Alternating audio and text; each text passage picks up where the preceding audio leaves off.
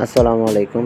System sorting মেশিনের drive change করার জন্য এই আগে যে পুরাতন মডেলের ড্রাইভগুলো ছিল সেগুলো বাদ দিয়ে যদি নতুন ড্রাইভ লাগান বা যে কোনো নতুন ড্রাইভ লাগালে এটা কিভাবে সেটিং করবেন, প্রথমে দেখেন এটাকে করতে হবে, এন্টার বাটনে প্রেস করতে হবে। এন্টার বাটনে প্রেস করলে এখানে আসবে এক্সিস নট, এরপরে এইখানে ডাউন বাটনে চাপ দিবেন। শুধু একটা অ্যাড্রেস চেঞ্জ করলেই এখানে হয়ে যাবে,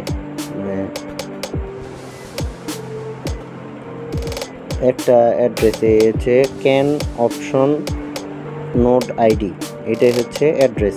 শুধু এই অ্যাড্রেসটা চেঞ্জ করলেই আপনি এই ড্রাইভটা ইনস্টল হয়ে যাবে, আর সকল প্যারামিটার নর্মালি দেওয়াই থাকে।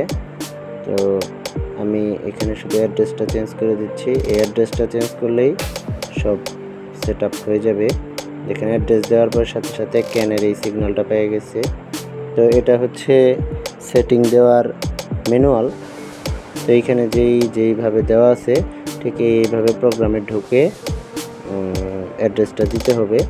যদি এই বিষয়ে আপনাদের কোনো জিজ্ঞাসা থাকে তাহলে কমেন্ট করে অবশ্যই আমাকে জানাবেন, আমি চেষ্টা করব আপনাদেরকে হেল্প করার জন্য।